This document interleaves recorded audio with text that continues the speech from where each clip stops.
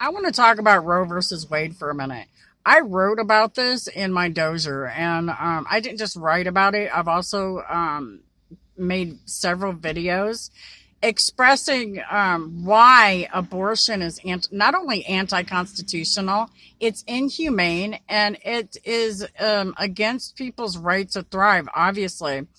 When you violate somebody's rights defending yours, it basically cancels that circumstance out, and the person, nobody gets anything, which basically means that the child gets to live in constitutionally. Now, religiously, a child has a right to thrive, just like the person whose body it is.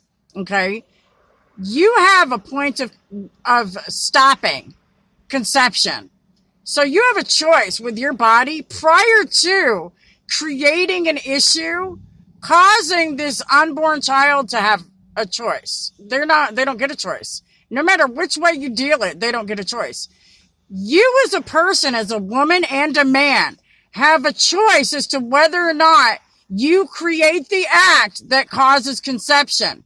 So when you say, I'm going to have sex anyway, knowing it's going to create this situation where I become pregnant, and then don't give this baby a choice, you violate that baby's constitutional rights.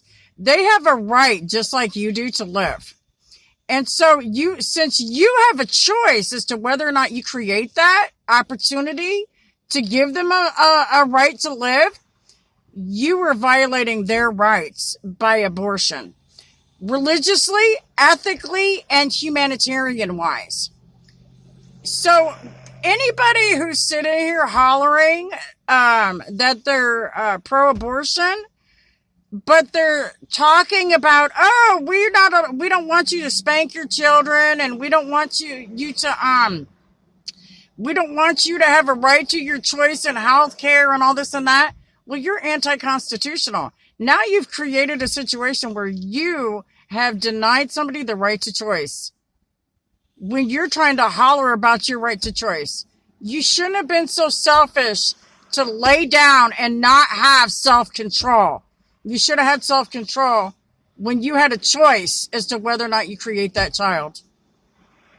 And I pray that my case brings forth the opportunity for Roe versus Wade to be redecided in the court, because I wrote it in there, and it's now in the Court of Appeals in Michigan over here. It may have also been entered in the federal court already because of my Native American lawyer. We've got Native American heritage, and I'm a born dual with God's love. God bless America, and have a blessed day.